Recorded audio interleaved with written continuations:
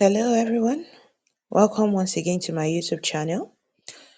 This video is an update video to installation of Python IDE on your mobile phone. Now, in this video, we're going to be talking about how to set up your Pydroid 3 environment on your mobile phone.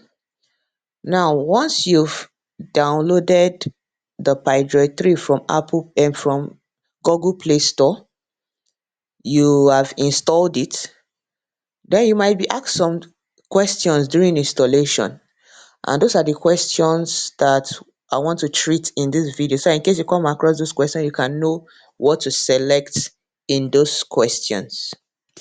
Once you have successfully installed the Pydroid 3 from your Google Play Store, you go to your phone apps and check for the Pydroid 3 icon. Once you click on it to open it, this page comes up. Welcome to Pydroid 3, the ultimate Python coding experience. Once you get here, you click on the continue button below. Then the next page that comes up is this page, what's your goal? And for us, our goal is data analysis. So you select data analysis and you click on the continue button below. The next page that comes up is what's your Python level? You know your Python level, but the general recommendation is beginner. So you can select the beginner level. You cannot be wrong with that.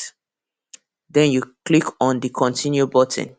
The next page that comes up is what programs are you planning to run?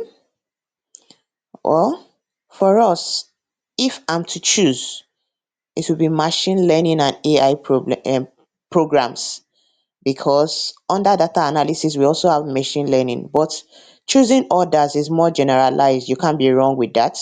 So you can select others and click on the continue button. Now the next page that comes up is this page. It says let's tweak some preferences.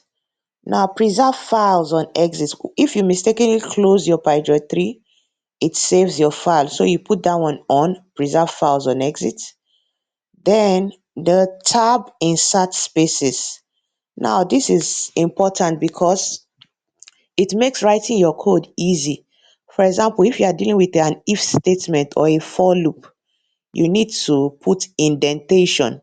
You need to shift the instruction for the for loop to be under the for loop, a little bit inside. So that's what is called indentation. So this tab insert spaces means once you click on the tab button, it will automatically insert the necessary spaces you need for you to position the code correctly under the if statement or the for loop or your module. So that is the importance of this. So you put on the file on exit and you put on the tab inside. Then dark theme is a choice. If you want that, then you can also put that on. The next page that comes up is this page telling you that you've set up your IDE environment successfully and advertising their premium features for you. So if you want to go premium, it's a choice. You can do that anytime. Then the next page that comes up is this page telling you to subscribe for their premium services. So if you're not interested in subscribing for the premium services now, just click on the X icon at the top of the screen by your right. Once you click on that icon, it closes and your Python environment, your Python windows open with an empty file. That is, the environment is open, nothing is written there.